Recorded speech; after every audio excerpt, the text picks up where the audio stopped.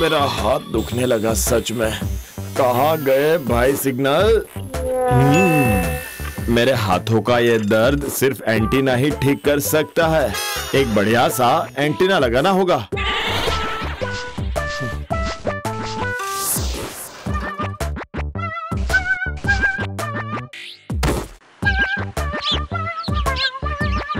TV का antenna लगाने से इंजीनियर की इज्जत भी बची रहेगी। कम से कम बाहर के लोग तो ये सोचेंगे कि मेरे घर में टीवी तो है।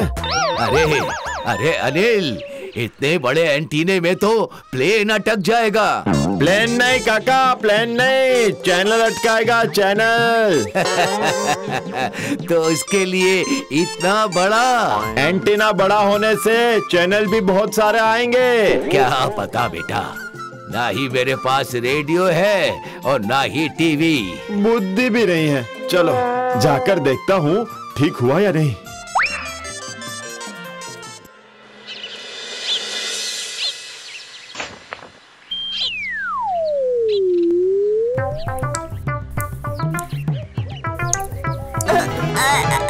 अरे ये कहाँ से आ गया? देखकर तो लग रहा है एंटीना है। एंटीना है या सीढ़ी? स्वर्ग जाने की सीढ़ी।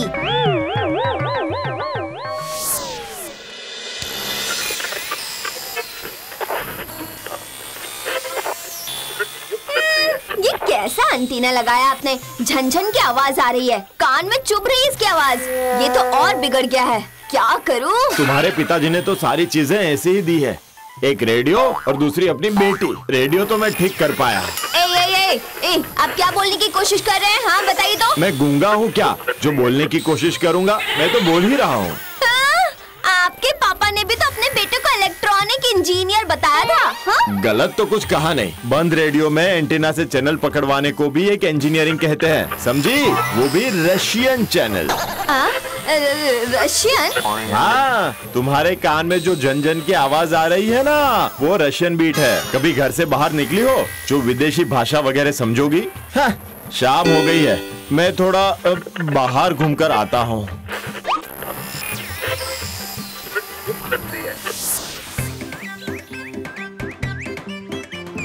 नंदू, लाओ एक चाय दो।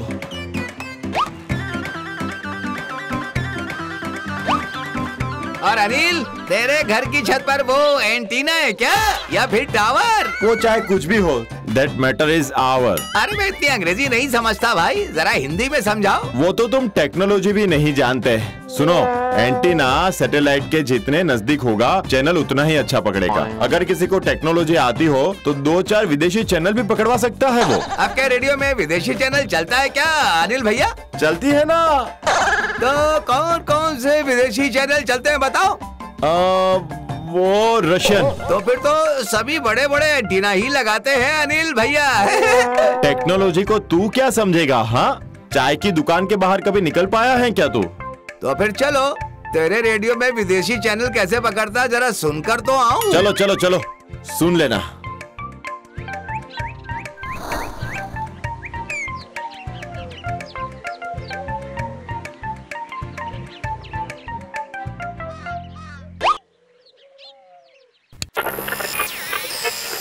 ये क्या चल रहा है? हाँ, ये है इटालियन जंकार, कलाकार रॉबर्ट मिंटो। ये ऐसी धुन है कि सर की जुएं भी खुद को नाचने से नहीं रोक पाएगी।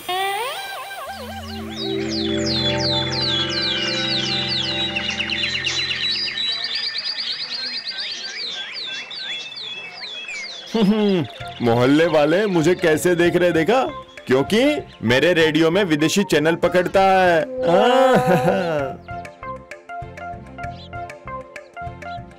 क्यों अनुल भैया, आज कौन सा चैनल सुना?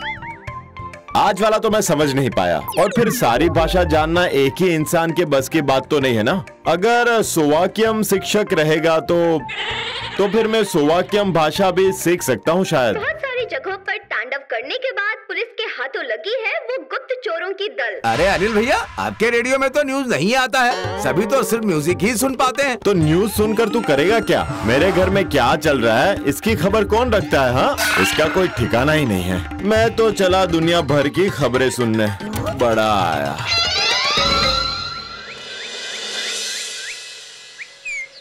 धत तेरी के, सही से पतंग भी नहीं उड़ा पाता। सारे के सारे पतंग जाकर वहीं अटक जाते हैं। ये और इनकी प्रोजेक्ट। तू क्या समझेगा प्रोजेक्ट को? हाँ, हमेशा तो पतंग ही उड़ाता फिरता है तू। और कुछ काम है क्या तेरे पास इसके अलावा? ओह, तो चांद के बुढ़िया ने कितने बंडल धागा जमा किए? क्या वो सिग्नल भी आता है आपके एंटीना में? चांद के बारे में अभी कुछ नहीं सोचा, और चांद की बुढ़िया वाला मामला अभी तक उलझा हुआ है। पूरा दिन पतंग ना उड़ाकर थोड़ा पढ़ाई लिखाई कर ले, सब समझ जाएगा तुझे। 2 दिन का छोकरा चाहता है आकाश का बकरा। इस बार मजबूत मांझा लाकर ना आपका ये एंटीना ही उड़ा दूंगा मैं। सुनिए, ये कैसा एंटीना लगाया आपने जो लोगों के ताने सुनने पड़ते हैं? अगर कोई कुछ कहेगा तो रेडियो चलाकर घर में बैठे रहना, तो फिर तुम्हें लोगों के ताने भी नहीं सुनने पड़ेंगे, समझी? वो सारे विदेशी म्यूजिक समझ नहीं आते, अगर न्यूज चलेगी तो समझ आएगी। कल सुबह कच्चे रास्ते पर मिलता हूँ, ओवर एंड आउट। ये कैसी खबर थी? कौन, क्यों और किस लिए मिलेगा, ये तो कुछ बताया भी नहीं।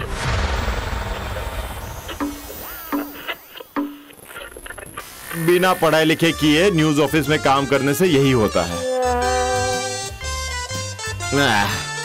बहुत नींद आ रही है, चलो सो जाता हूँ।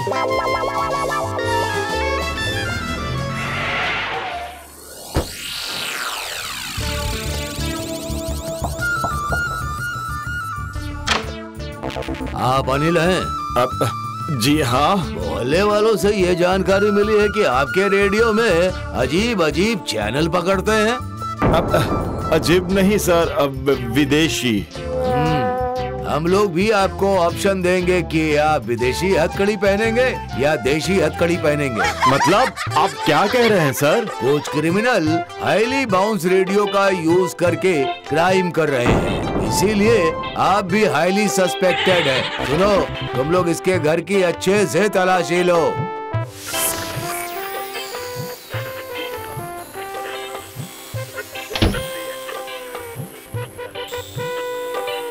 सर, हमें ये मिला है।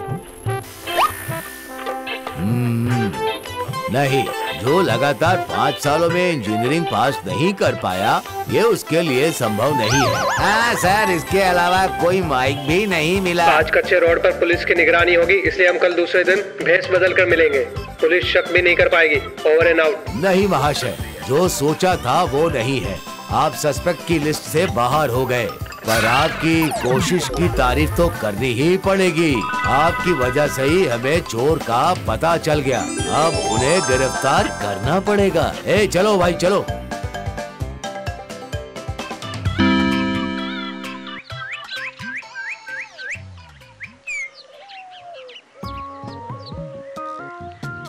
नंदू, एक चाय और 2 बिस्किट।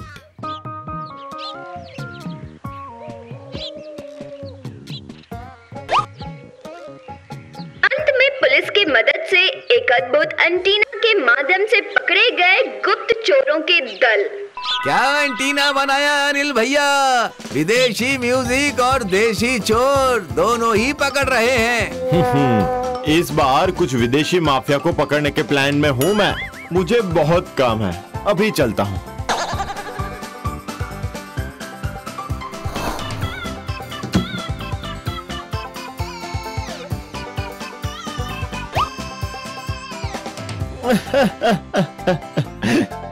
अरे तुम्हारे पिताजी ने ये रेडियो दिया, तभी तो आज मेरा इतना नाम हो रहा है। और इटालियन म्यूजिक, हाँ? अरे जब मैं कपड़े धोती हूँ ना, तो जो टन टन की आवाज होती है, वही आपकी इटालियन म्यूजिक है। तो फिर रशियन बीट? वो तो शायद मुन्ना के फंसे हुए धागे की वजह से थी। वो तुम्हारे पिताजी के रेडियो का कमाल नहीं है, वो एंटीना की करामत है, समझी? कंजूस कहीं के। टीवी की जगह पर रेडियो दे दिया, बड़े आए। क्या? मेरे पिताजी का अपमान! आपका ये अहंकारी एंटीना ना एक दिन आपके पास नहीं रहेगा, मैं ये कह देती हूँ, देख लेना।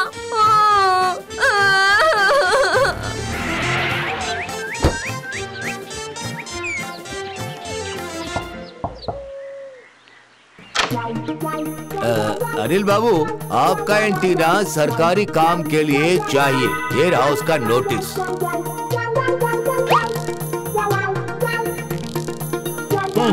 ये क्या हुआ भाग्यवान? इस बार तो बच गए आप, और अगर ये रह जाता तो पता नहीं कौन कौन सी समस्या का सामना करना पड़ता। लेकिन तुम्हारे पिताजी का रेडियो पुरस्कार के तहत जितने भी पैसे मिलेंगे उसे देकर अपने लिए टीवी और इससे भी बढ़िया रेडियो दोनों ही ले लेंगे। ये कही ना अनिल के बीवी वाली बात। ठीक है सर, आप लोग लेकर जा सकते हैं।